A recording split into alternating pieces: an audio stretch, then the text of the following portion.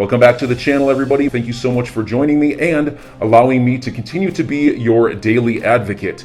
If you're new here or you're not subscribed for any reason, please do me a huge favor and hit the subscribe button. Thank you to all of you who have been watching and following me for so long. It truly means a lot, and I'm glad that I can be this person. Here, we'll talk about what's happening, what is contained in here, if these are really meaningful, and what is yet to come as far as this request, because this is just the first submission, and there's still quite a bit here that we should expect to see out of this. So this article is from AMB Crypto. We'll use this as kind of our jumping off point, and then we'll jump into the press release from Empower Oversight as well as the documents themselves, and we'll get a take from John Deaton as well. So is the SEC playing on the back foot with Ripple's offensives in court? The SEC has been facing heat from different directions. The U.S. regulatory watchdogs had locked horns in an ongoing battle with Ripple Labs. Here, the defendant launched offensive attacks against the SEC, allegedly to put the latter in the back seat. An action filed by Empower Oversight whistleblowers and research last year wanted the SEC to comply with a Freedom of Information Act request.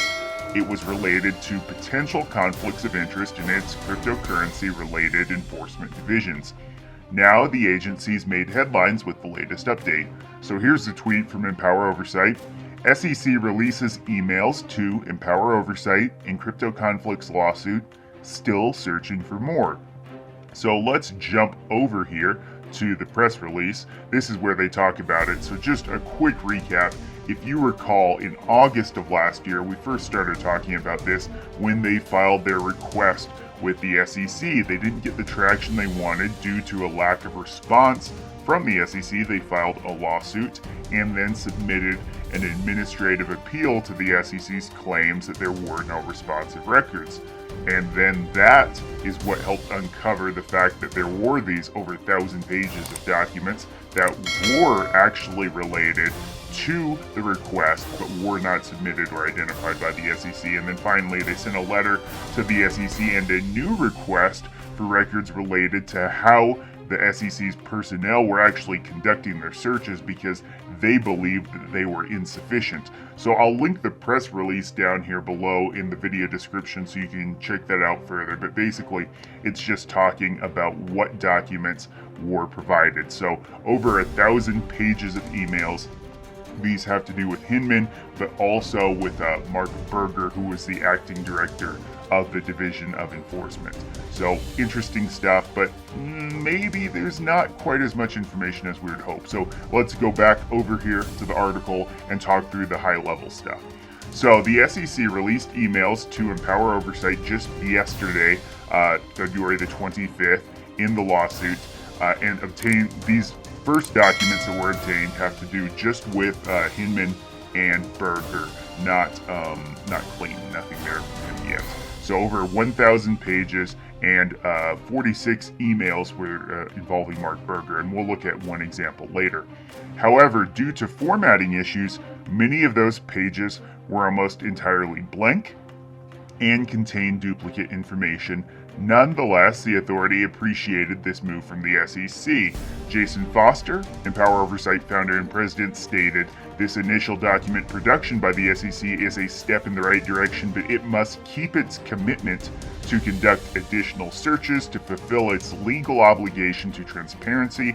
Empower Oversight will not relent in its commitment to enforcing accountability through the public's right to know." And here, let me just show you an example.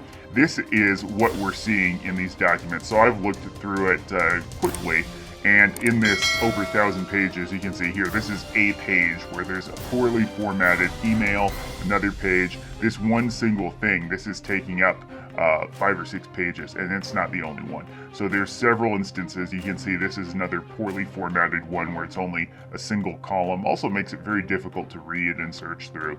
But the poor formatting really makes this, as you can see here, go longer than necessary, and it makes it basically impossible to read something like this if you're trying to get any information out of it. So you can see that of the 1,000 pages, a good number of them are not going to be relevant information, and a lot of them are just sort of back and forth about simple things like, hey, lunch time and date here's days when we could meet up to do whatever face to face.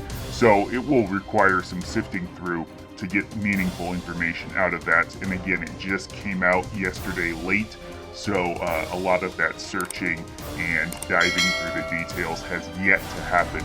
But I will keep you up to date as we find out anything really meaningful, so make sure you hit that subscribe button so I can keep you informed of what's going on in this lawsuit with Empower Oversight and the SEC and the Freedom of Information Act request. Now, continuing here, in addition to this, at the SEC's request, the said agency provided a detailed list of people associated with the entities named in the Freedom of Information Act request.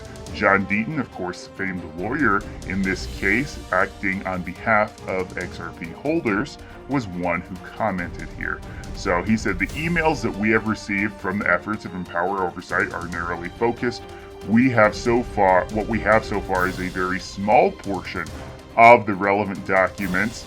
It's only emails between Hinman and Berger and any address with a Simpson-Thatcher email. And then Jason Foster responded on that saying, correct, because the SEC's limited its initial searches to only emails to and from stblaw.com, even though our request was not at all so narrow. So that's the Simpson-Thatcher's website.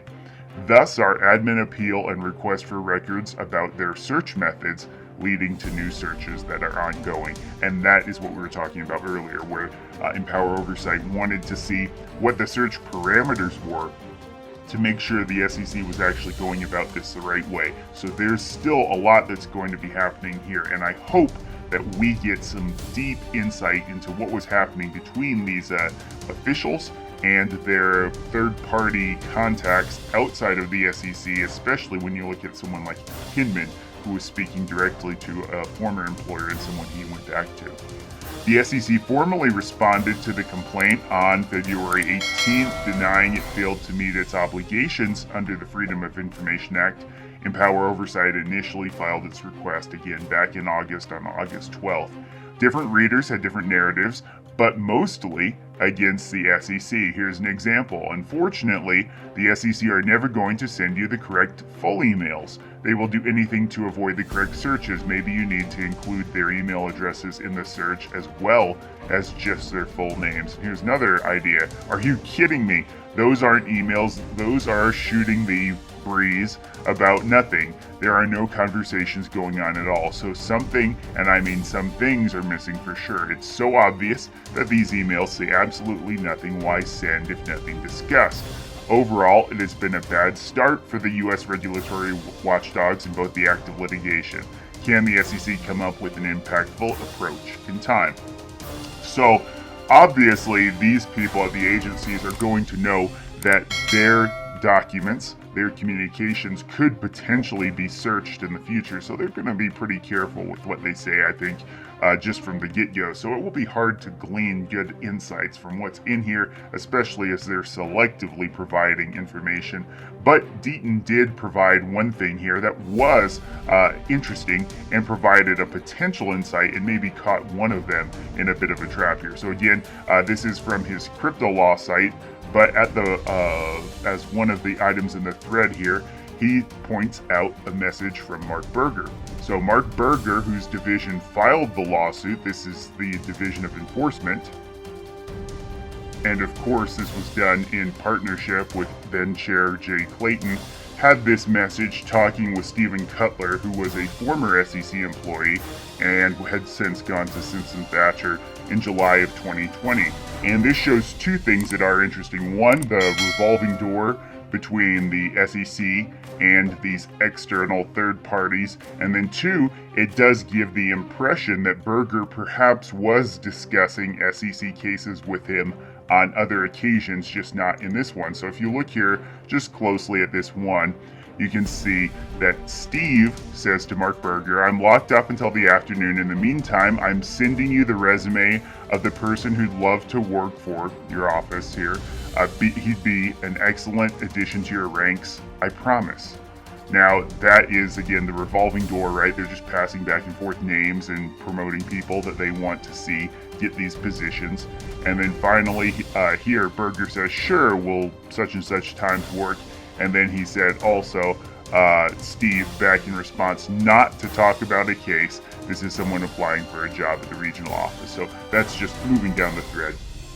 So again, interesting things being pointed out here, that even in these short threads you can glean potentially a few little insights. One, the fact that they're constantly in communication back and forth and trying to get people to move between agency and private practice.